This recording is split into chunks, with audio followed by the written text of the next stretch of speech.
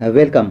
खडकवासला धरण हे पुणे शहराला पाणीपुरवठा करणारे एक प्रमुख धरण आहे, जे सिंहगड किल्ल्याच्या रस्त्यावर आहे आणि पुणे शहरापासून सुमारे 15 किलोमीटर अंतरावर आहे.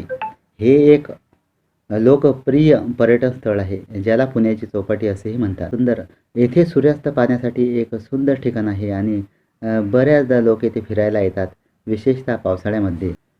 खडकवासला धरणाची स्थापना कठीण खडकावर झाली असून याची उंची सुमारे 31.25 मीटर आहे.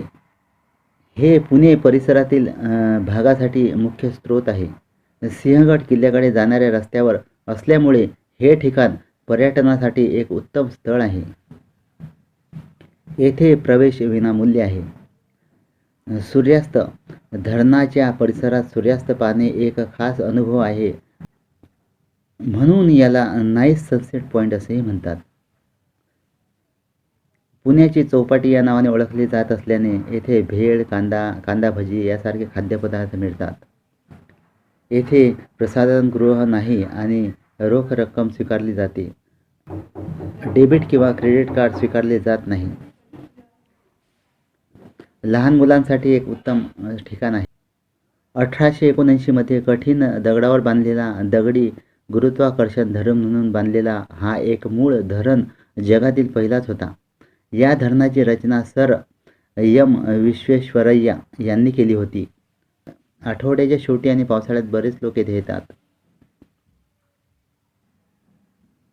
क्षेत्रफळ 1490 वर्ग किलोमीटर, क्षमता 86 दशलक्ष घनमीटर, कालवा लांबी 28 किलोमीटर. खडकवासला हे धरण मुठा नदीवर बांधलेले धरण आहे. गेली कित्येक वर्ष पुणेकरांची तहान भागवण्याचं काम खडकवासला धरण करत आहे.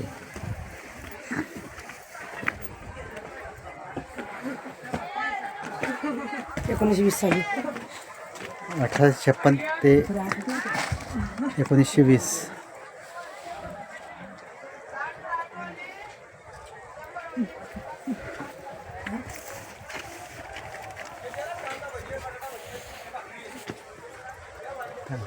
या रूममध्ये लोकमान्य टिळक राहत होते इथं.